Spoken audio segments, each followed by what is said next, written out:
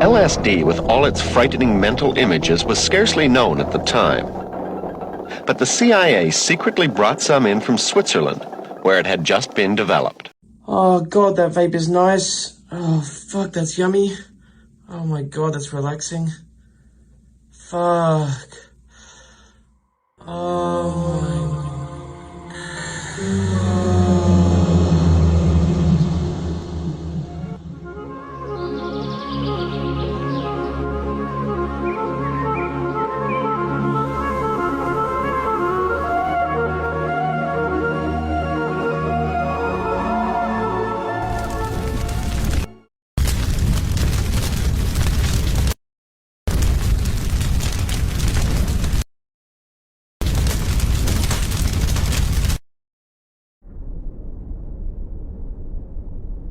I want to know what God knows, and I will be with him. Lo, wellspring of knowledge, of feeling, of sensation, beauty, overwhelming. I will dislocate my jaw to fit it off in.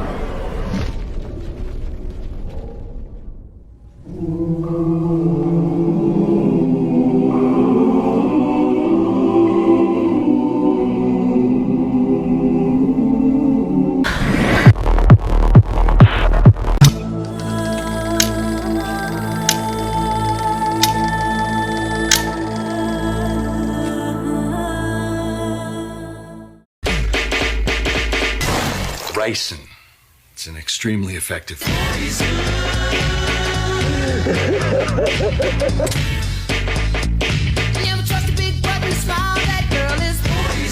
Why'd you go and tell her I was selling you weed? Because somehow it seemed preferable to admitting that I cooked crystal meth and killed a man.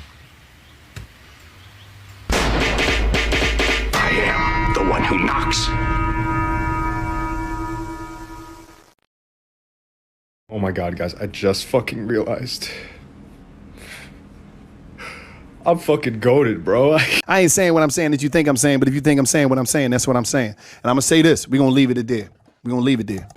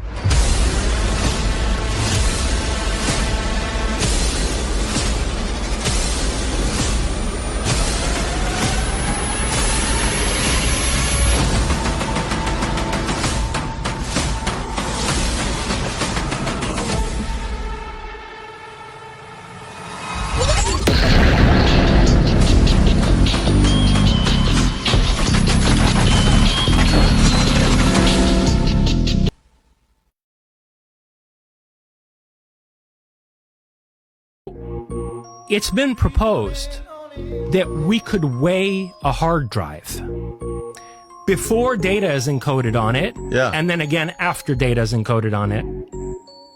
Or take a hard drive that has data encoded on it, weigh it, erase the data, and then weigh it again. Right. There will be a mass differential. Okay. So there's mass inside a computer that's not anything to do with the microchips or the transistors or magnetic tapes or anything. It's a hidden mass. The CIA claims torture works. Now, they're talking about physical torture. Now, no touch torture is a whole new topic, a whole new category Most people don't believe it's happening. You can be tortured in your own home. No one will believe you. But this is torture, and I want there to be no doubt about it. This is torture, destruction of life, and a destruction to misery for all these people. And it's a war crime. It's a crime against humanity for sure. But I really came out to speak because I'm disgusted that this is being done to my own citizens. I did not agree to work on these programs for that purpose. Now, a lot of people are like, well, how can they pipe pains into your head? Remember, we were talking about cloning, brain heterodyning is the actual word, which means modulation of other brain signals within yours. So it's almost like two people are living in the same head. A localized search for that particular target needs to be done first. So a lot of the targets that I've interviewed, they live in apartment buildings, for example, and then people move in above and beside them, and they can hear large equipment being wheeled around. And so initially, the person's brain print, their particular energy signature, just like a thumbprint or something like that, needs to be collected before the long process of retraining the brain to listen to another human being's brain or a computer. So you imagine you have two neural networks, and it's a field of study that I've done quite a bit, and they're trying to learn each other. They're trying to communicate. And well, let me give this analogy. You have a spouse. After a long time, you can complete each other's sentences. And that's the kind of confirmation you're trying to get. So it's like it grows with you, though. It grows with you. It learns with you. Yeah, absolutely. And it's also why these experiments are lifelong generally, not always, but this takes time. This takes a computer to actually do the transformation from one brain to another, that every word you say, and then they have a set vocabulary, and they start testing the words out, and then after a time, most human beings have a vocabulary of about 1,000 words, 5,000 words max. Shakespeare had 11,000 words. And once your vocabulary is mapped out, well, then they can put it on the automated mode, what are called chatterboxes, something that I worked on to keep the human being talking in perpetuation, basically to a machine thinking it's a real human being. And they do this to scale, automate a lot of the degradation in the torture process, the breaking down of the will, but as well as you need this to keep the lock on of the signal. I mean, if you break the signal in some fashion, music, for example, can do that temporarily, but your brain always goes back to its natural patterns. And so they got you. Once they have your brain patterns matched, they got you. You can't escape that very easily.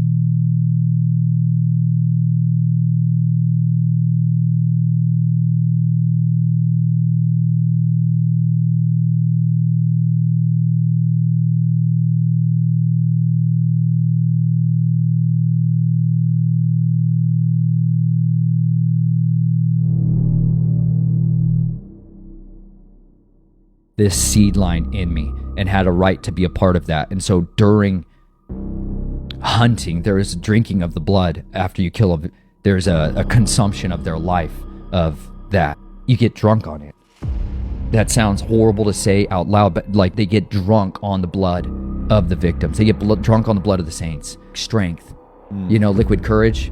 We don't think of that's what they are getting drunk. Why these people are obsessed with drinking the blood and nasty, different kinds of blood. Women blood, starfire, and this ambrosia, they have all these different names for it, but they're losing their sense of pain. They're losing their sense of weariness and fatigue. And it's exceedingly advanced beyond that to why they're traumatizing victims as they're doing it. Why they're looking for a specific bloodline of a family member to take that child and drink its blood because it's got this seed line going back into it. And they put in, as the body goes through these traumas, it's pumping out norepinephrine and all the different components that come alongside it. And that is giving them a different high. That's having different effects. It's like a pharmaceutical drug manufacturer who is using recipe books to tweak their product to get different components. In Lake Havasu City, they literally had a pharmaceutical grade laboratory that would take that blood from the children that were going through the programming and through the trauma. And as they were excreting that out of them, they were then synthesizing products out of it and selling that in vials. That's one of the products that was being trafficked around this country. Especially early on in my life, most of it is being used as currency, child exploitation, compromising other people by abusing me and filming it, setting people up and documenting. Like honeypot stuff. Honeypots, operations. And early on, a lot of it is grooming. A lot of it is learning how to operate inside a world of prostitution and of detestable things. So inside the lodges of the Knights of Columbus, there's a church in Lake Havasu, church, loosely said, Our Lady of the Lake Catholic Church, where these men would engage in these rituals with grandsons and bring them there the next day, using the sacraments for this ritual magic and then using them the next day. That is what a lot of it was. But also, it feels at least a little bit like a psyop. Well, the reasons are quite simple. Well, the secret is finding that one thing that motivates you more than anything else. We've got to dig for worms. We need some bait to go fishing. Holy shit. Ladies and gentlemen, we appreciate your choosing our theater. To make this experience more enjoyable for everyone, we hope you'll refrain from talking during the show. Enjoy the movie. Thank you.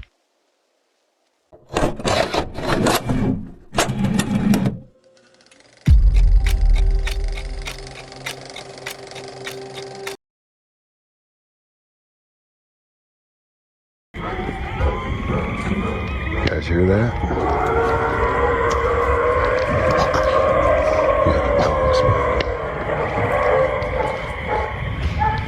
That big storm coming in.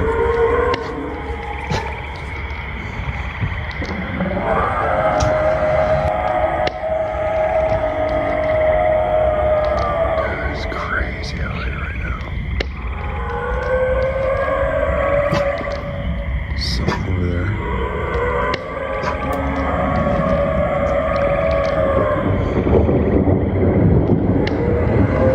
He's got the windows going.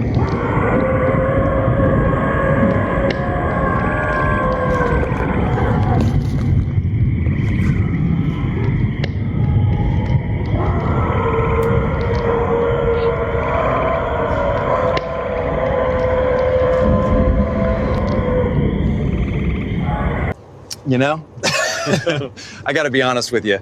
If these shrooms hit before landing, we are screwed. Finish the fucking story, man.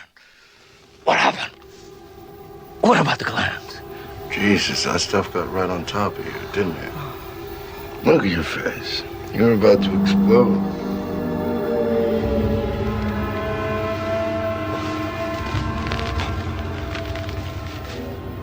Maybe you could just shove me into the pool. And if I put you in the pool right now, you'll sink like a goddamn stone. You took too much, man. You took too much, too much. Don't try and fight it. You get brain bubbles, strokes, aneurysms. you'll just wither up and die. And continue. Unbelievable low prices! I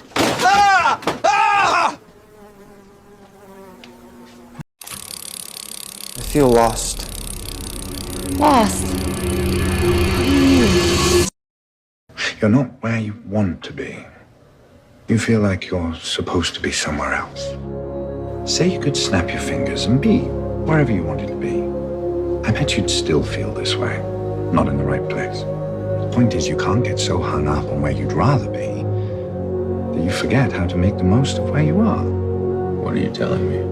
Take a break from worrying about what you can't control. Live a little. Live a little.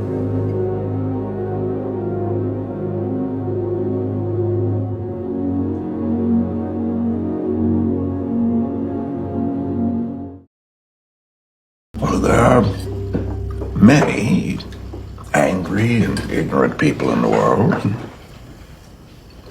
They seem to be breeding in record numbers. Now, all we can do as a family is stick together and remain vigilant. And then I started compiling all the video footage together during the coronavirus because we all were locked inside. It was the perfect time to start creating something new, like creating something that I felt to be special.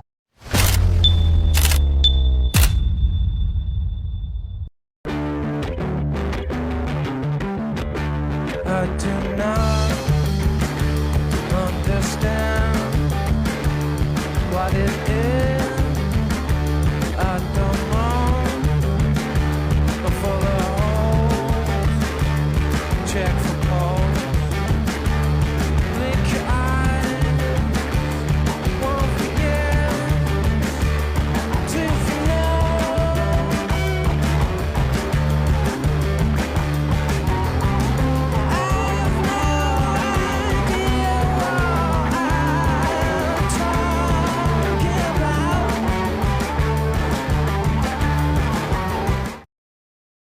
I must be a clitoris the way y'all are rubbing me the wrong way.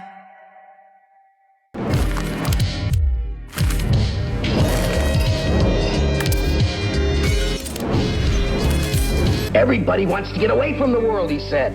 Whether it's dope or booze or religion or television or quick sex or trashy novels, everybody wants to run away. We want to be entertained all the time.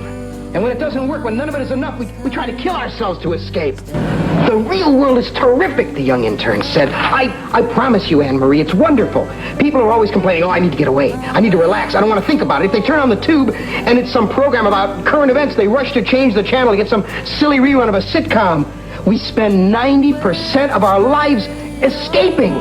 If you really, truly, completely deal with the real world, it's fascinating.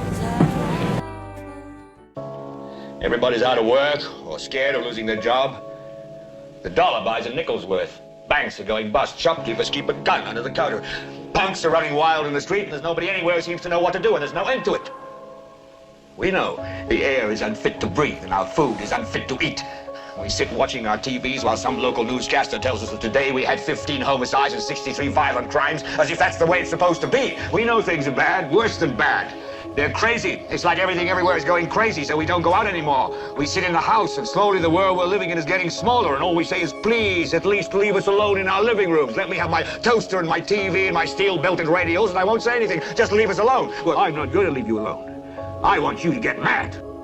I don't want you to protest. I don't want you to riot. I don't want you to write to your congressman because I wouldn't know what to tell you to write. I don't know what to do about the depression and the inflation and the Russians and the crime in the street. All I know is that first, you've got to get mad. You've got to say, I'm a human being. God damn it. My life has value.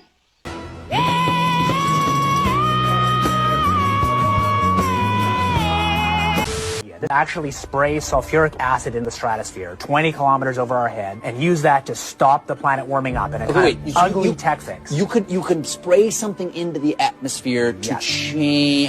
Spray pollution into the atmosphere to stop it warming. How do you do this? You start with a fleet of modified business jets and say 20,000 tons of sulfuric acid into the stratosphere every year, and each year you have to put a little more. And this doesn't, in the long run, mean that you can forget about cutting emissions. We will need to rein in No, emissions. we'll get to it eventually. In the meantime, we're shrouding the earth in sulfuric acid. So people are terrified about talking about this because they're scared that it will prevent us cutting emissions. Right, and also that it's sulfuric acid. We put 50 million tons of sulfuric acid in the air now as pollution, and it kills 1 million people a year worldwide. Okay, but it'll be better if we put more in. We're talking about 1% of that. 1% more, we're just killing 10,000 more people. You can do math. What happens to the sulfuric acid after it's sprayed? Does it just stay up there? No, it rains down, but it's a tiny addition of what we're already doing. Is there any possible way this could come back to bite us in the end? It actually turns out to be an old idea. This was known since President Johnson. You ever look at those planes up there? They have contrails behind them.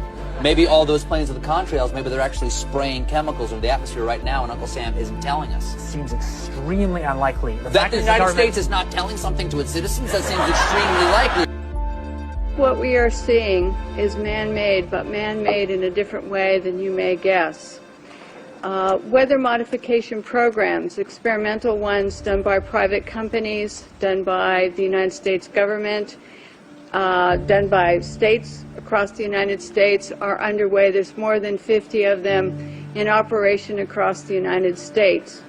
All of these impact agriculture because they change the microclimates needed for agriculture to survive. None of these programs that I know of today, and this is all public record, are available at any time with oversight, agricultural oversight or public oversight. These programs impact agriculture, and there are programs around the world. International corporations are modifying our weather all the time, and they're modifying it in ways that cover thousands and thousands of square miles.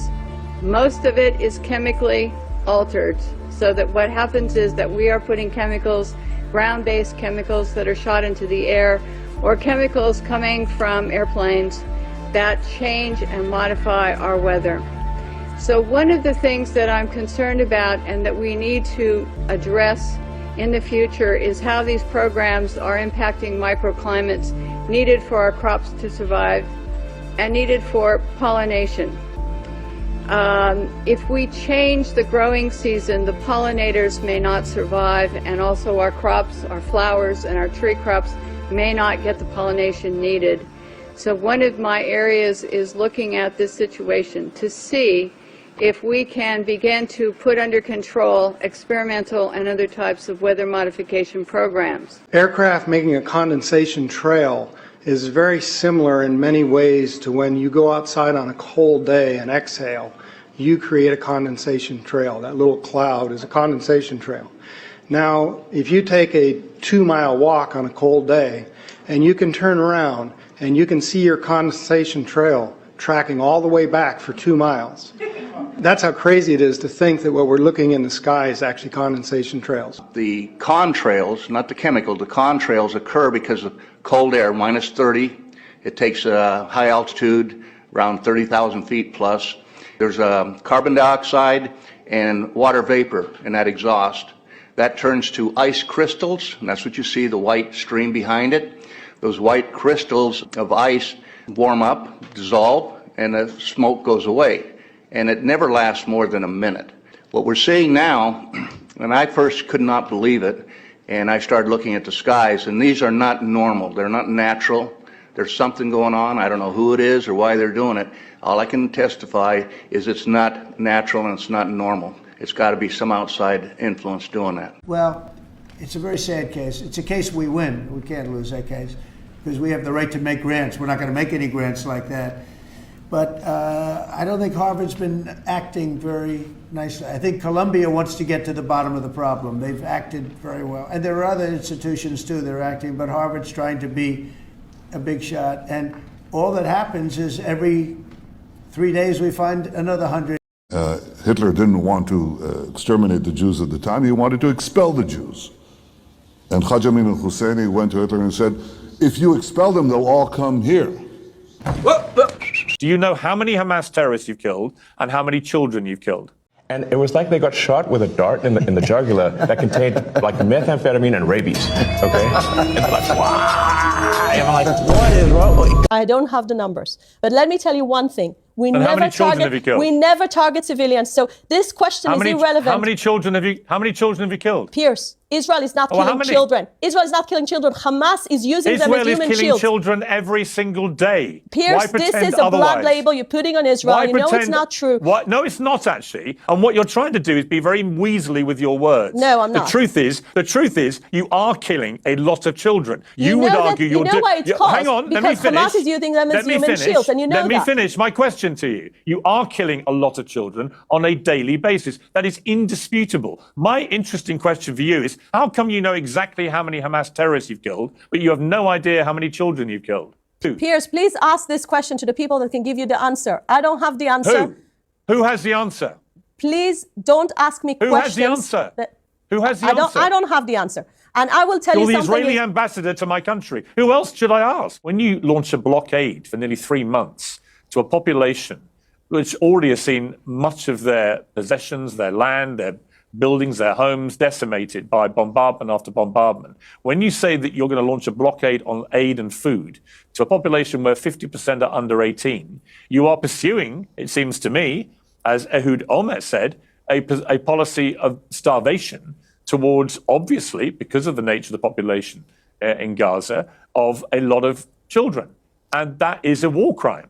I mean, what else do you call it? The problem is that whilst you're saying all this and trying to justify it, you've got people like Smodrich coming out and making it absolutely crystal clear what the real plan is, which is to completely clean out Gaza of all the Palestinians and get them into, quotes, a third country. That is a form of genocide. It's the deliberate targeting of people based on ethnicity and displacing them from their homes and killing a lot of them in the process. I don't know what else you would call it. I resisted using the word genocide about this, but when I watched what Mr. Smodrich was saying and studied the exact words that he said, it is very hard to reach any other conclusion than that he is waging a strategy of genocide and would like to cleanse, as he put it, the whole Gaza Strip of all the Palestinians. So you can try and dress up that blockade, which is what it was for 3 months, where we saw the starving children you say you're concerned about. How many Palestinian civilian innocent lives, women and in particular children, are you prepared to kill as you continue going after Hamas? This girl's perfect. She's racist just like me.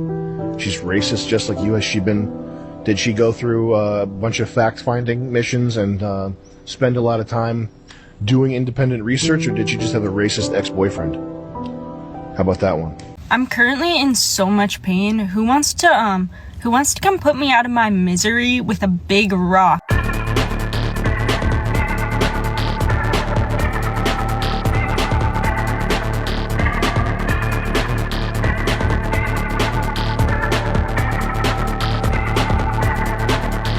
Could you explain the Rothschilds? Many of you, I'm sure, have seen the 3 little globes that hang around the pawn shop as the emblem of a pawn shop. That comes from 3 acorns off the Rothschild family crest. They were moneylenders to begin with in Austria, and they became, which they are now, the richest family in the world. They are not considered humans by the occult world. They're considered gods. They believe that God, sons and daughters of Lucifer, dwell in these human bodies. And when the humans die, the Rothschilds die, they go into the next Rothschild born. And they're not to be treated as men, they're to be treated as gods. And believe me, they are treated as gods. Their word is absolute law. That's the Rothschilds. They founded the Illuminati, and many people can't understand why a family of Rothschilds would create a conspiracy for a takeover that they never hoped to see fulfilled.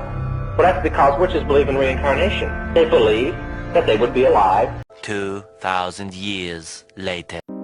I am here to bring you to justice. Justice is merely the construct of the current power base. A base which, according to my calculations, is about to change. And Darth Sidious is behind it? He is behind everything.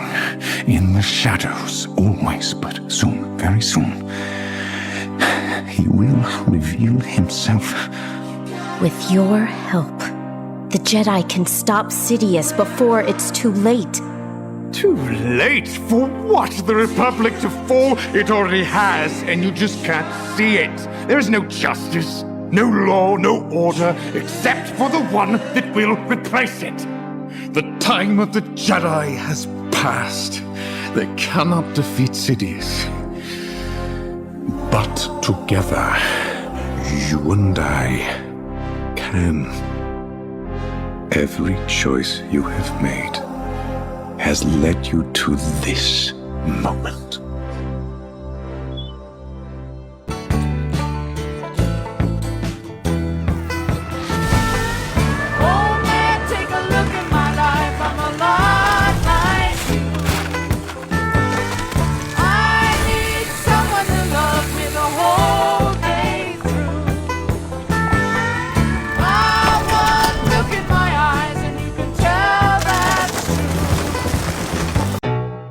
I was informed in the course of my official duties of a multi-decade UAP crash retrieval and reverse engineering program.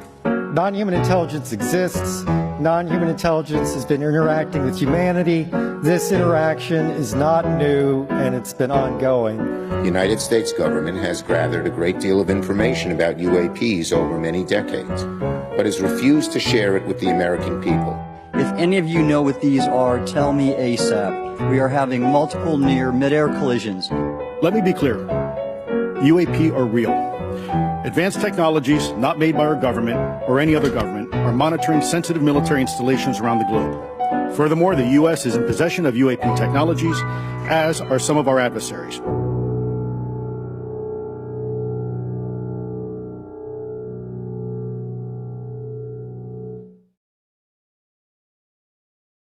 Israel knew the attack was coming long in advance.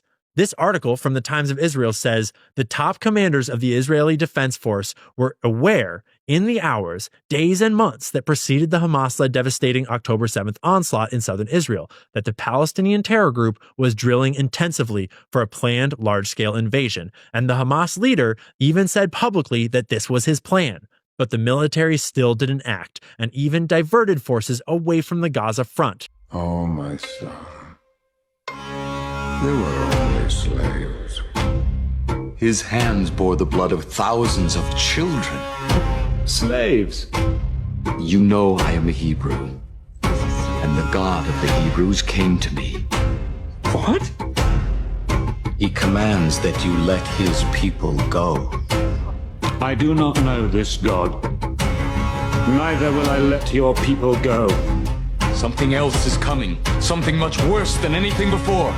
Please, let go of your contempt for life before it destroys everything you hold dear.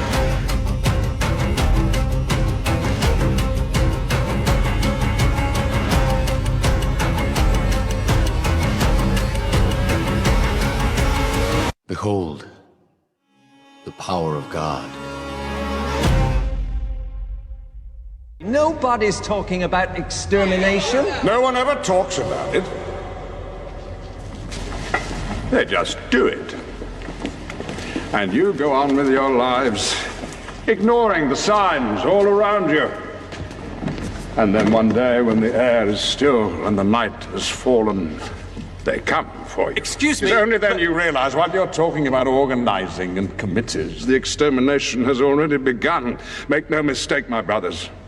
They will draw first blood. Yeah, I know, because I follow world events. The closer I get to this topic, the more receptive I become to a new kind of language. One that speaks to the darkest parts of my soul. Like, what would your last meal be?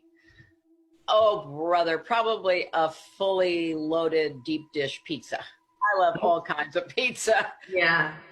That's when this feeling of delusion sinks into my bones. Surely this clip of Hillary Clinton saying she loves pizza is just that, and nothing more.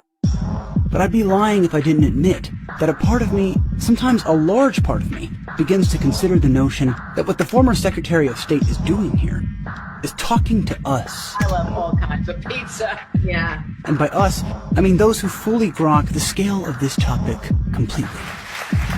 Hillary, you are next. Name the most mischievous thing Chelsea did as a teenager in the White House. My answer was order pizza, and here's what I mean by that. Chelsea, your mother often babysits for you. What does she do that you don't approve of? Pizza for lunch and dinner every day. That's it, you scored a point! Well done! Okay. I think the ultra-wealthy and the high class among us are infatuated with symbolism. And since probing into this issue, I now see the world with new eyes. Because for better or worse, I've opened a doorway in my mind which now notices their motifs. Q infamously said, their symbolism will be their downfall. But does this still feel true for anyone? Is it possible their symbology is more for us than them? A vehicle of sorts, driving us to change the way we think, or to, quote, reset into new paradigms. All I'm saying is, I didn't used to think this way, and I sometimes find it difficult to see how it's an improvement. I used to be able to watch a Disney movie, for example, without picking up on the endless Masonic emblems strewn throughout, or the blatant metaphors, in the case of Pinocchio, to a kind of Epstein Island. I'm collecting stupid little boys. Stupid little boys. And I take them to Pleasure Island. Sometimes I wish I could close the door, but I know I can't. I've discovered something new. This is the patterns of the Cabal.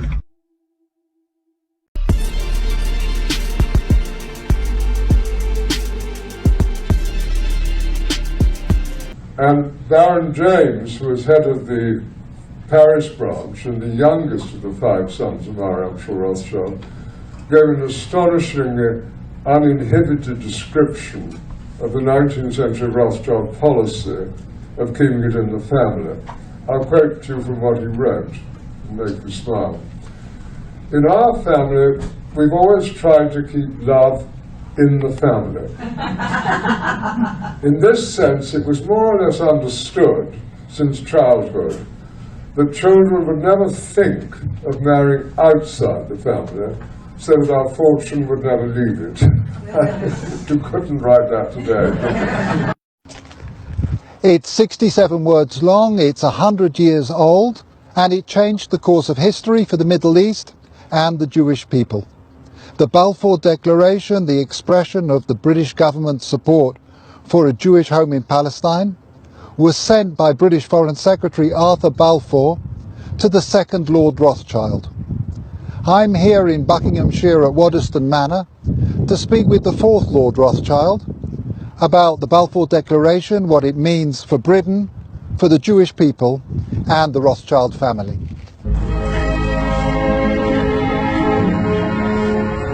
The Foreign Office, November the 2nd, 1917.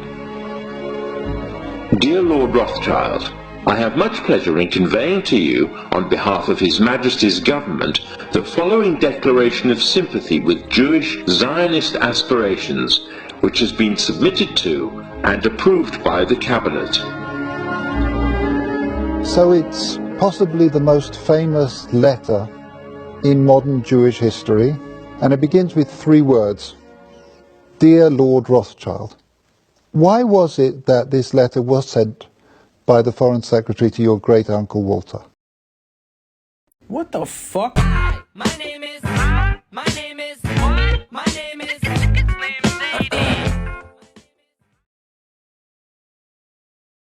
Charlie Kirk and Jordan Peterson are 2 extremely arrogant, extremely unlikable, and fundamentally dishonest, two-faced grifters. That's really what conservatism is. When we hit the floor, yeah, we turning hardcore. Gonna settle every score, gonna win this holy war. To a groove that's so divine, turning water into wine. And when you lose your mind, we gon' turn the other cheek. And the next contender, please. Your name, sir? Yitzhak Shamir. Your occupation? The West Bank and Gaza. And your specialist subject? Human rights. Mr. Shamir, you have 30 seconds starting from now. According to Amnesty International, which country has imprisoned more than 5,000 people without trial in the last 3 years? South Africa? No, Israel. Between 1987 and 1989, which country killed 540 unarmed demonstrators? South Africa. No, Israel. Which country has shot dead more than 110 children since 1987? South Africa. No, Israel. Which country produces the nicest oranges? Israel. No, South Africa. Rogue autonomous weapons are caused by misaligned artificial intelligence. They are like ordinary weapons, only many times more powerful. They are highly intelligent and are difficult to outrun. They can navigate complex terrain. They can track and identify targets using thermal imaging and facial recognition. These are the three dangers. Surveillance. They gather valuable intel. Sabotage. They destroy vital infrastructure. Strikes. They can be deadly dangerous. You can protect yourself and your family. Later on, we shall show you what steps to take. To accomplish their objectives, they can be deployed by air using vampire drones. They can be equipped with mobility features like a robotic arm or outfitted with one of these weapon systems: an assault rifle, a sniper rifle, an anti-tank rocket launcher, or a flamethrower.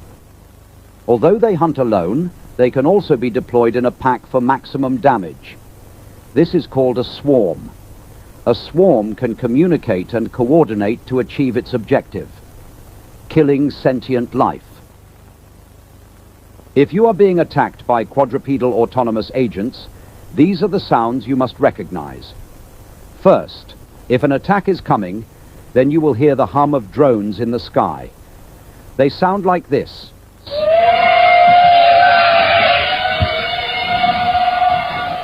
Next, their mechanical movements and operating sounds. Although quiet when alone, if a swarm is on the move, they sound like this.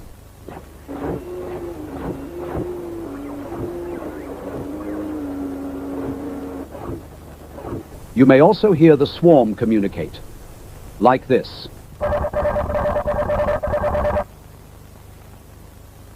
The heat signature of a robot dog is the same as a rabbit's, making them difficult to detect with thermal imaging. But if it is dark, mounted optic lasers or glowing sensors can be seen with the naked eye. If you make visual contact with a robot dog in your neighborhood, please alert the authorities. Anytime robot dogs are identified, warnings of the attack will be broadcast through a text message. Breaking news, reports confirm the nation has officially run out of fucks. That's right, I said fucks, zero, not a zilch fucks left to give. Citizens are advised to carry on unbothered and perhaps enjoy a stiff drink, or you can go fuck yourself. Back to you, Ted. Keep following those tracks.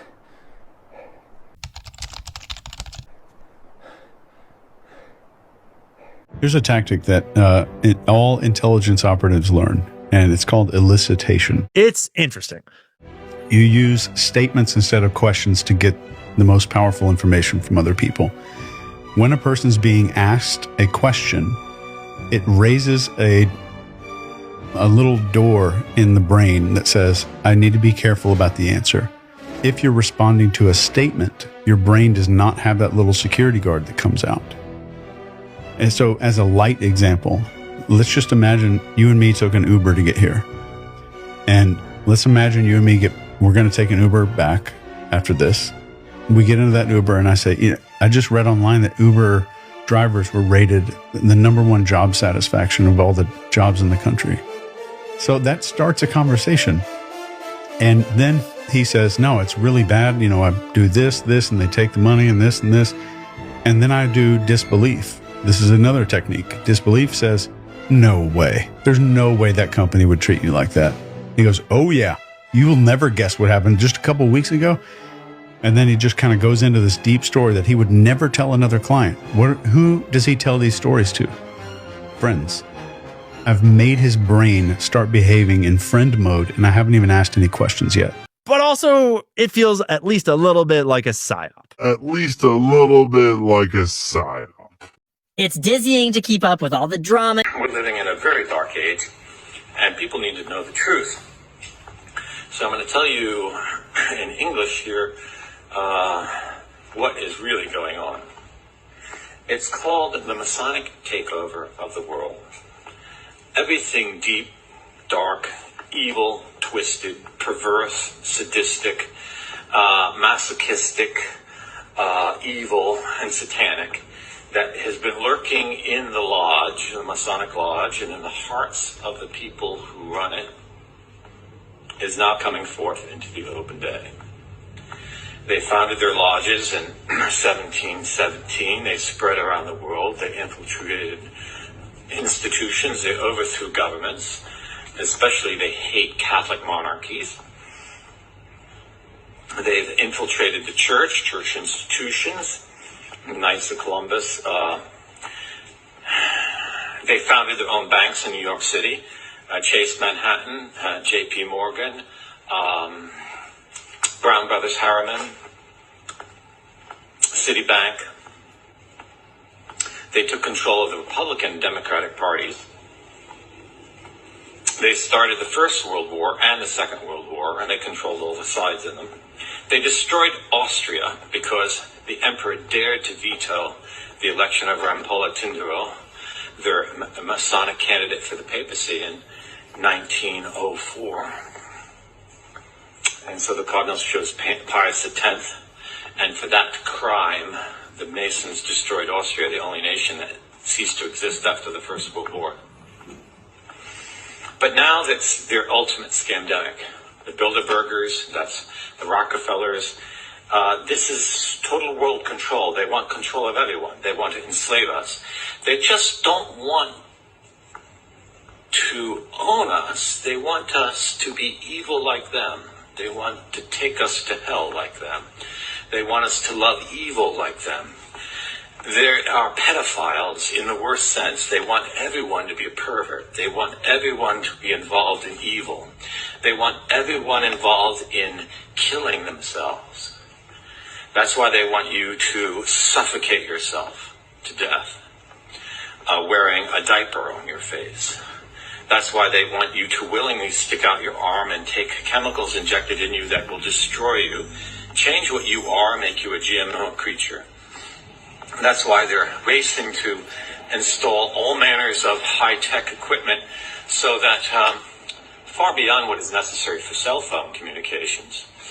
I can't even say the name. This channel would be blocked. But they want to control because they want to be able to, through their computers, their few families, their few hundred people around the world, they want to be able to control all the automobiles and all the machinery and all the jobs and eventually everyone's own mind.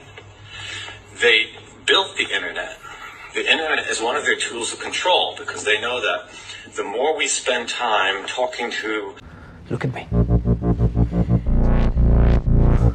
You made this decision long ago. The Empire cannot win. You'll never feel right unless you are doing what you can to stop them. You're coming home to yourself.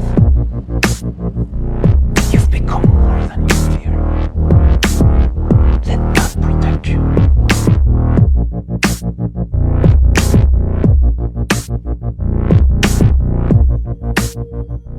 This is the dictionary that the lawyers use, and it has legal definitions of words in it. And when you use it to look up words, you find out really interesting stuff. Person, the word person. The definition of person is a corporate fiction. Black's Law also tells us that the only person known to Canadian law is the corporation.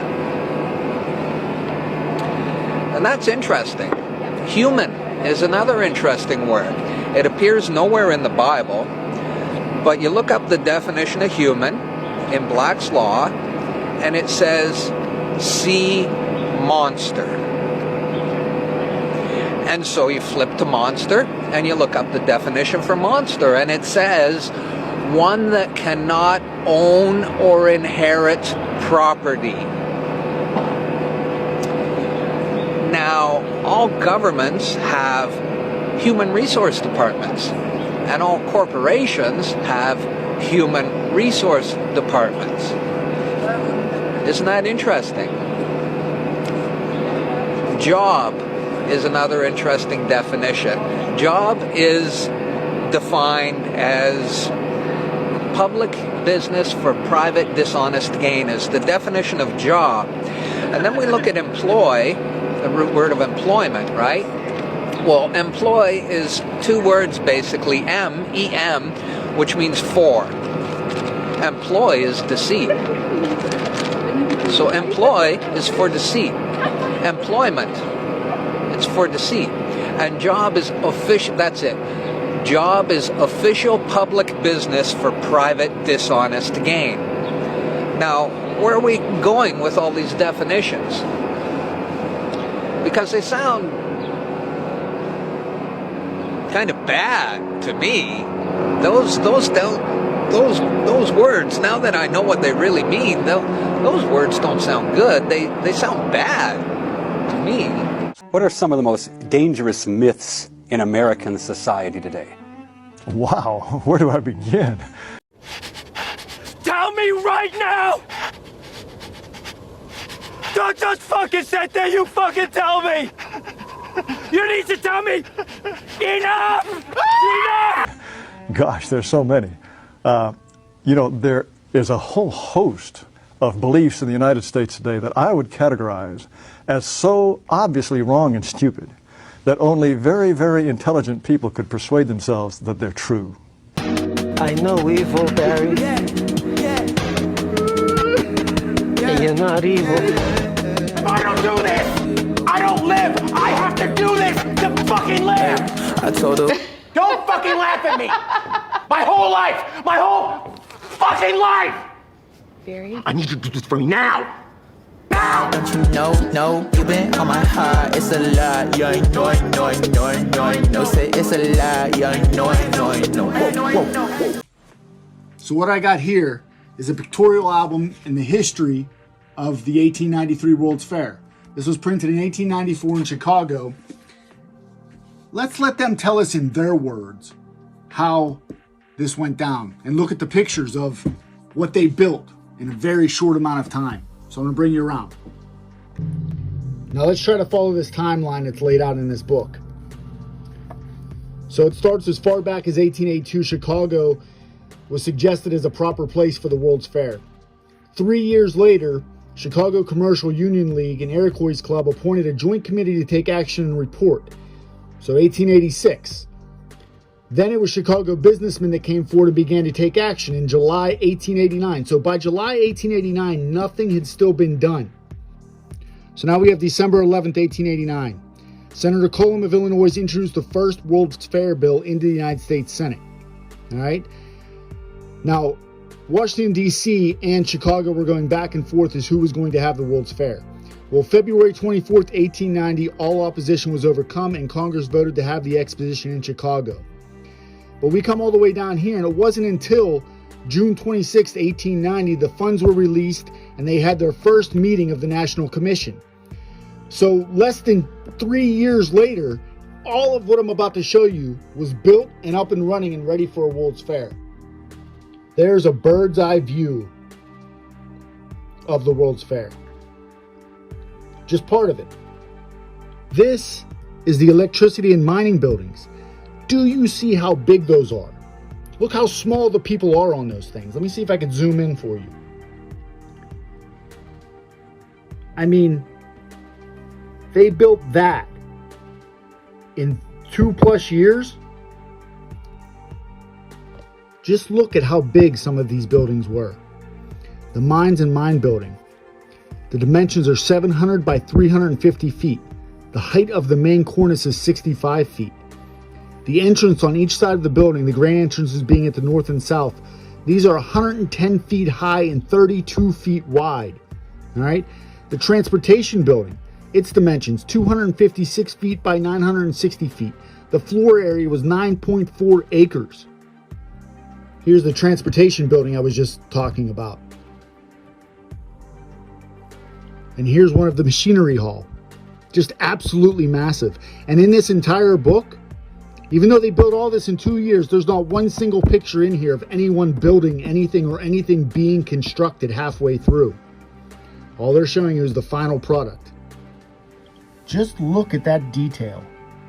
All those fountains, that boat, those statues. Look at the Statue of Liberty they have right there. Look how little those people are next to it in that boat.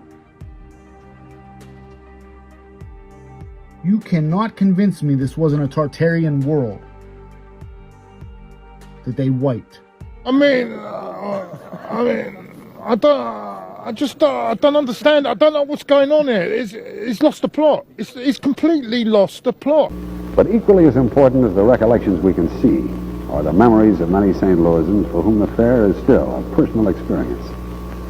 Among these is Miss Dina Lang, who has been a teacher in public schools in St. Louis for over 50 years and who has written a history of St. Louis. Well, Miss Lang, if I may ask, how old were you at the time of the fair? Well, I was in my first year at high school, and that made me about 15. What area were you living in? We had just moved over on the north side. There was a new section of St. Louis near Sarah and Maffett that had just opened up, and in May of 1904, we moved into the new home. Well, did you go over to the fair much? Very often. In fact, the whole year preceding the opening of the fair, we went 2 or 3 times a week.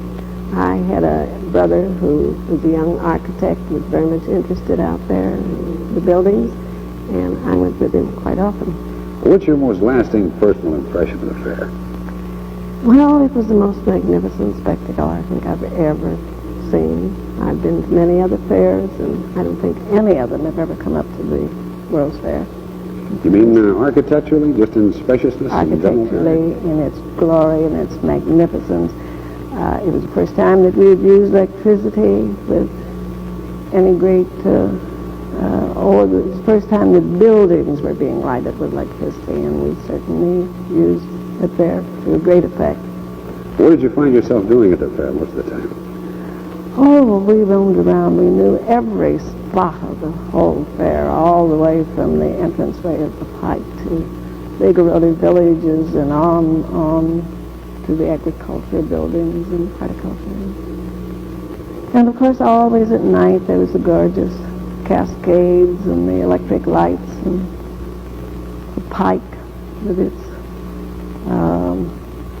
Ferris wheels and chutes and exhibits and rides? Exhibits of all kinds. Well, I've heard that the fair was quite a place as far as being an area for the introduction of all kinds of new novelty foods. Or what were then novelty foods? We heard that the ice cream cone was first introduced at the fair. Is that right? Yes, I'm quite sure. That was the first time, at least, that I saw ice cream cones, and we had them quite often.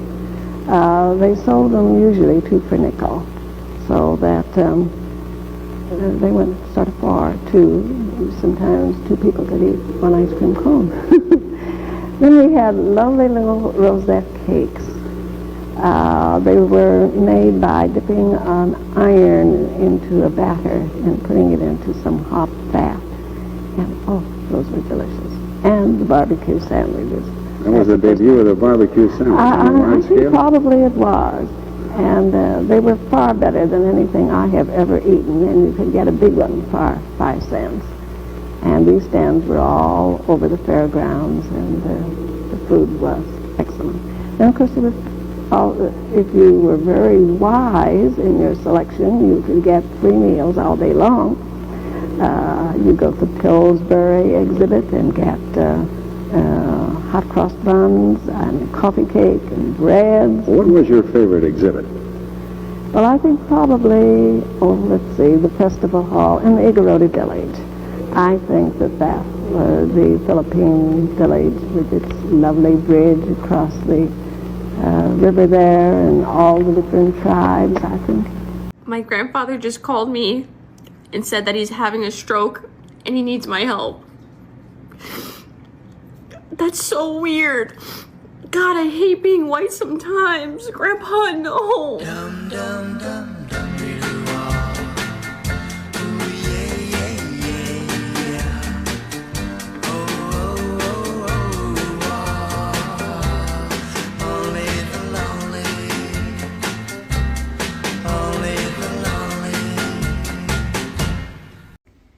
Am I supposed to struggle? Am I supposed to figure it out?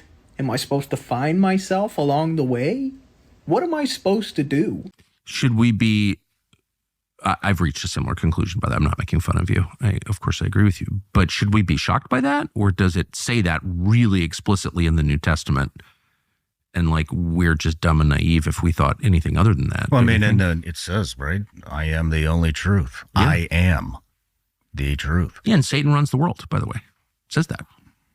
And so I think everything is a deception. Everything. Maybe even our whole reality is a deception. So, like Neuralink, for example. Yeah. You know, I was interviewing...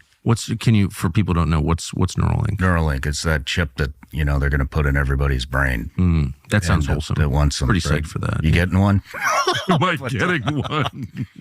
I don't even like electricity. And if you don't, then you'll fall behind. And I can't wait. You know, so, but I had, you know, I've been fascinated with that subject. I would love to interview somebody on it, but that is on the inside over there. But, you know, and I think, yeah, you know, right, like the premise right now is to, you know, get paralyzed people moving again and hope the blind see, and that's all great. But, you know, I mean, when I found out that that was going to help the blind see, I was like, wait a second. So if you put this fucking chip in your head and they can help the blind see, then wouldn't they also be able to project an entire false reality in your mind? And I had interviewed a couple doctors about it. I interviewed Andrew Huberman about it, who just got brought up, and then talked to Ben Carson about it. Pretty much came to the same conclusion. And not only would they be able to manipulate, you know, vision, they would also be emotion, touch, smell, taste, everything into your head. So there you go right there. I mean, we're on the cusp of a total false reality. Your entire life could be a false reality. What did you do to him? We found this thing in the 60s. It came to us from another dimension or something. And then we figured out that we could swap bodies with it. We started with animals at first. It was a spiritual thing. And then we realized we could kidnap rich people and swap bodies with them. And then when they outlived their usefulness, we'd just kill them and swap back. Mostly it was retired folks, but then we got ambitious. Athletes and famous actors and rock stars. We've been doing this for, Christ, 50 years. You're crazy. I'm not mad. I brought you here. I brought all of you here to show you that I am doing my part. I brought all of you here to show you that what they say about me isn't true.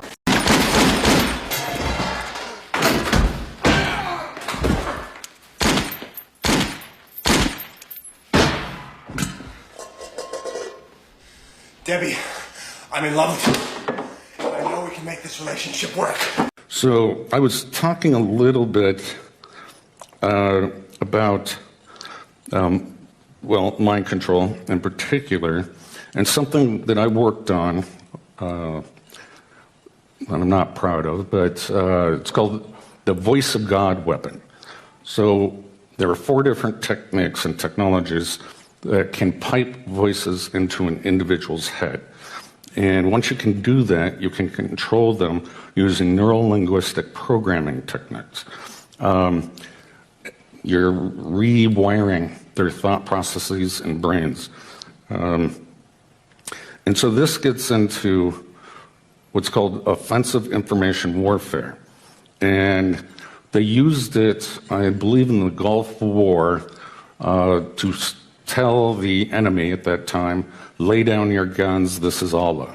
And it worked pretty well, because hearing voices which have no direction or sound, you have to assume that it's some spiritual entity.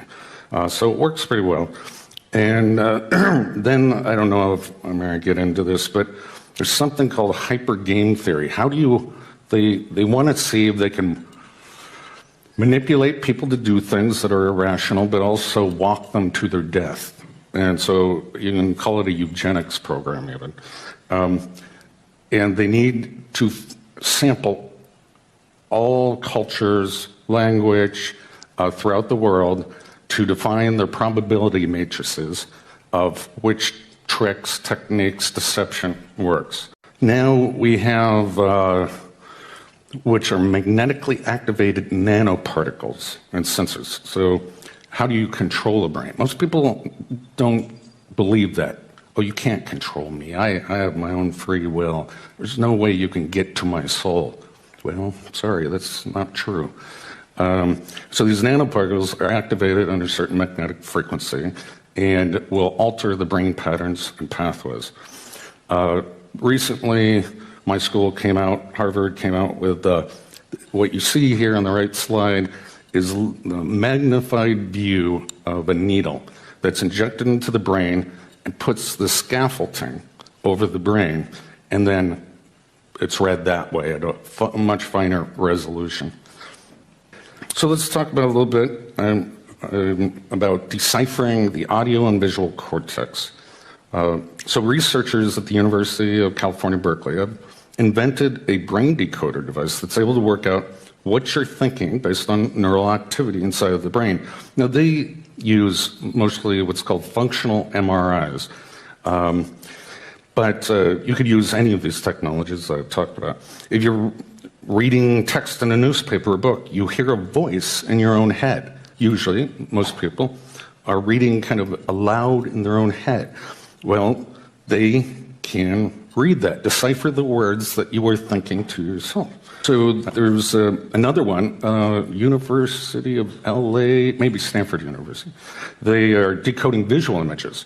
So they train the person under in functional MRI, that's the standard technique, to look at images, and then they record them, and then they ask the person to imagine the object. It can also just be imaginary. And the computer will decipher the brain code, and so you're looking at a hammer, you're looking at a saw, that's a house, that's a cat. So the technology in the civilian sector is coming along quite quickly. Somebody apparently from NASA leaked this as something they were working on. And telepathy, electronic two-way communications. Well, we have that now. And that's very scary if you've never experienced it. Making humanity think an alien invasion is about to occur at every major city. Well, we have holograms in the sky. I describe that technology. Panic is spreading worldwide tonight as the arrival of the unidentified vessels triggers states of emergency across every continent. They're here! They have come for us! They're gonna kill us! Don't look at me like that! I paid for this cheese! Also, does it matter? We're all gonna be dead anyway. Attention. By order of the National Emergency Act, martial law is now in effect. All civilians must remain indoors. I'm telling you, it's just a hologram. Government cooked this up to keep us inside. Imagine they come in peace. No lasers from the sky. Imagine they come in peace. Just hovering in the sky. To everyone struggling out there, stay strong. We're all in this together. Stay grounded, stay human, lead with love. Did you add sugar? Okay, guys, I snuck past the military and I'm literally under the alien ship right now. If this gets 1 million likes, I'll go beyond the fence. All right, folks, time for the Meet Aliens TikTok challenge. Light it, genius! Oh my God! They are definitely here for us. Anyway, you can learn more by buying my brand new online course, Learn How to Channel with Aliens. In breaking news, governments worldwide are voting to choose the smartest person on Earth to represent humanity and make first contact with the alien vessels. Pop entertainer Xliii Vondrax has officially nominated herself to represent humanity in first contact with the alien vessels. Entertainer Xliii Vondrax cited her brief suborbital spaceflight and, quote, totally eye-opening experience as qualifications for the role. Honestly, I feel like this is my moment. I've been mentally preparing to meet aliens ever since I did my trip to space.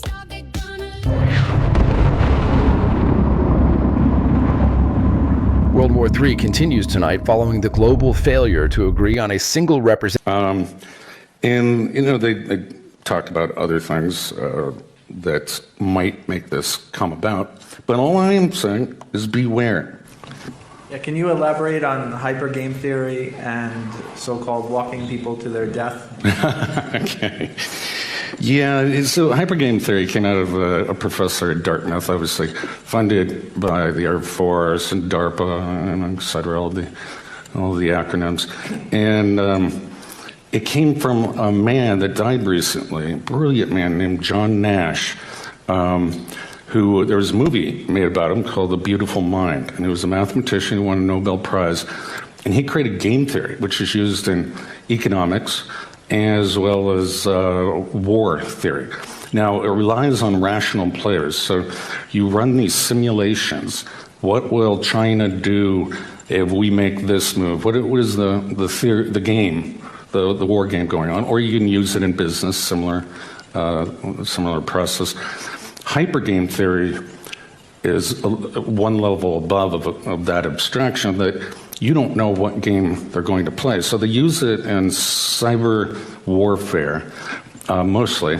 And attackers, you know, hackers, they'll use several different techniques. But the defenses, the administrator, and the virus protection, they don't know what game these hackers are using. So they create a probability matrix over the period of the time of sampling all the different kinds of hacks they get. Now you can apply this to other aspects of life. The way that I was using it is they're trying to, it was called mind hacking. So they're trying to hack a targeted individual, and you know, the target individual will create mental defenses as best as they can. They'll go to their social networks. Well, what do? They try to disrupt the social network, so you have no family or friends.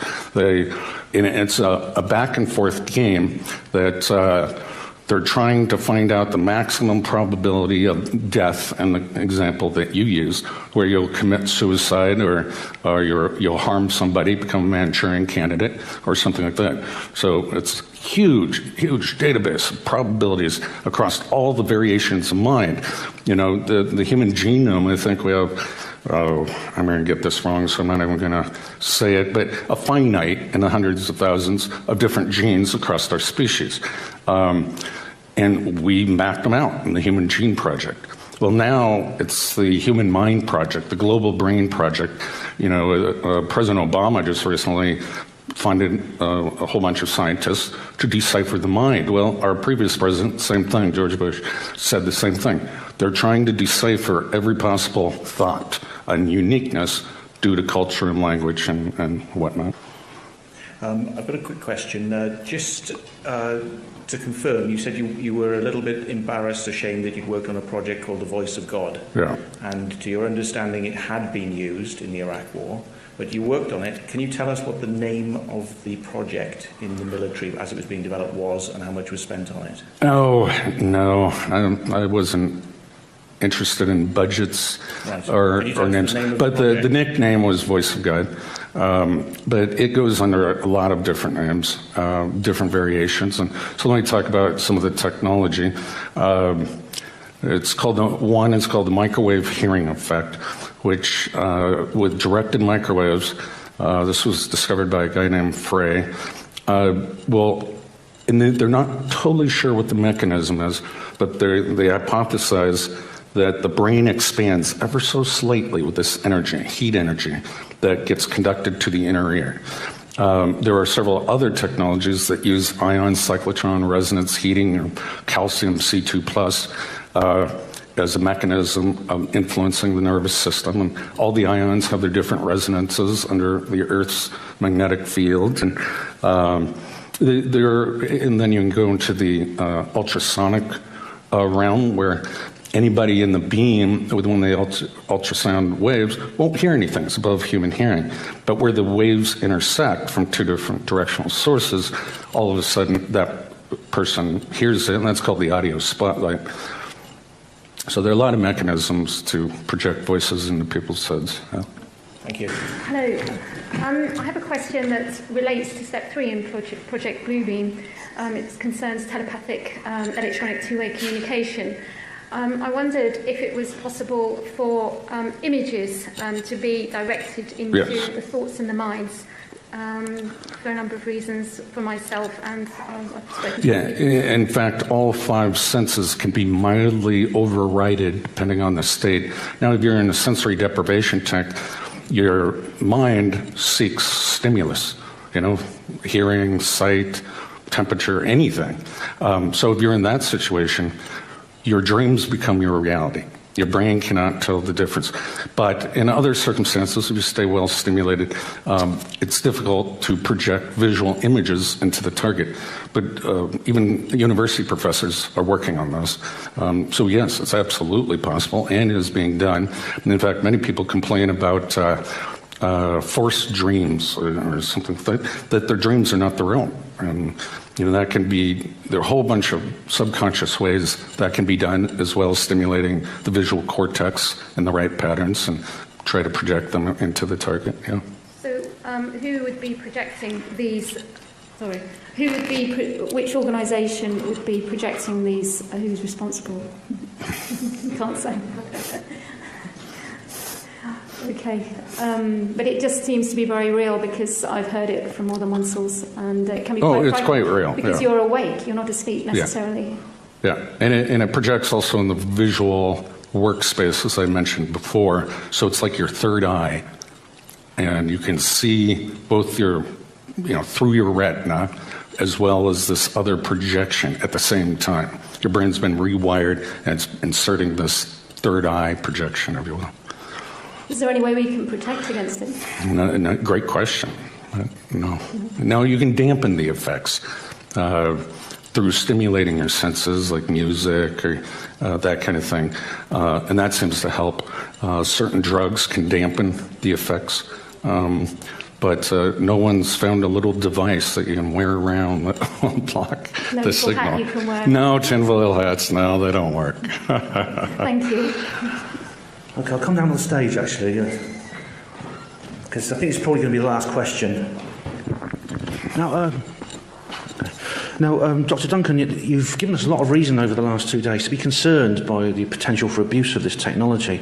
At the end of your presentation today, you feel quite optimistic about the idea of transhumanism. I mean, maybe you're talking about a perfect world where we can draw perfect circles or whatever, but in my view, how is this possible? How is it possible for transhumanism to be a good thing without some almost unimaginable social revolution? And I mean, as Max Egan, I don't know if you've seen Max Egan's video about transhumanism. He puts it very succinctly, and he says, how much can we be transhumanized without losing our humanity, especially where we have rulers who have none? No, and that's an excellent point, and that's why I try to ask more questions than I answer. It has to be a social revolution, and that's the only way it could be accepted by society. But this is so gradual within our generations that it will become more and more acceptable. So people walking around with Bluetooth, headsets, well, now we accept that. They look like the Borg, and so slowly this will eventually be rolled in, and we won't give it another thought. When a child is born, we genetically engineer them, with blue eyes or whatever they. Some might argue, though, that the technology we already have. I mean, the technology we already have is sort of cutting us off from each other. I mean, I'm guilty here myself. I apart from my family in my hometown and the men I live with, I know one person. But I have thousands of friends online, so maybe. Yeah. So is that just a redefinition of how to be social? What is a friend on Facebook? And how often you talk to them? You can't shake their hand, you can't hug them. I don't know. This is something society is going to have to deal with. This is a social revolution. It's occurring right now at a very rapid rate. I call it a cataclysmic evolutionary event in mankind. Yeah, it could also, since we do have a malevolent elite in this world, the potential danger here is enormous. It is, and I think there may be an agenda to depopulate the world. Oh, I think there is. Yeah. I don't understand. I don't know what's going on here. Well, ladies and gentlemen, sleep tight. I know, but it's grim stuff. I know, and it is grim stuff. It is. Leave on a happy note. Look at it this way. I mean, if people. If people are not talking about this, then it'll be an awful lot worse than the people are talking about it. I mean, that would really scare me if this was going on and people were not talking about it. So, Dr. Robert Duncan, thank you very much for speaking to us again. Thank you for having me.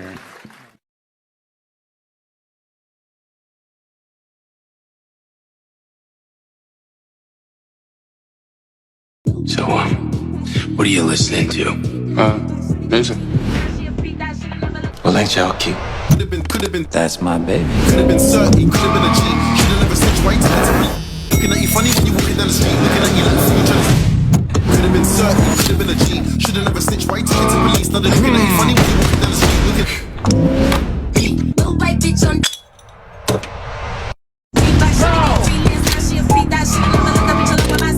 Let's go. Wait.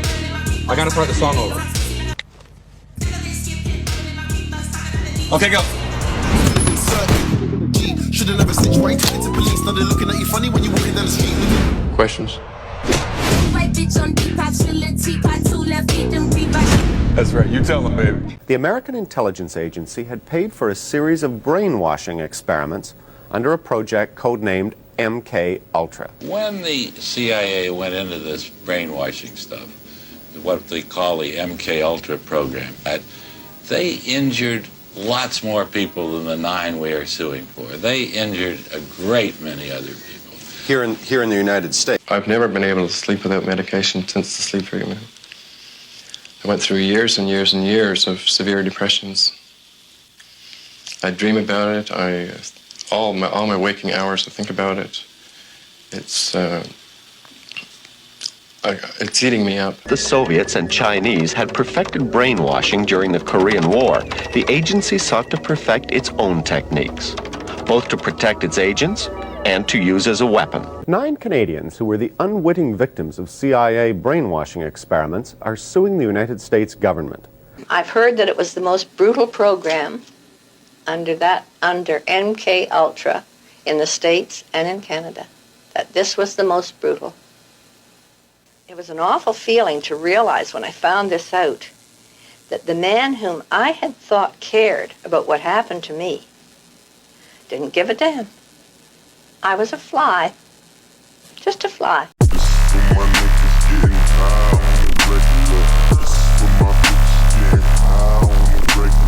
Purple drink, I still sip. Purple weed, blunt still lit. Real nigga, real bitch. Purple swag, that trill shit. Them candy cars, I'm coming down. That pink drip, I still tip. That pimp shit, she don't plan fuck. I pick up, I still hit. That swag, bitch.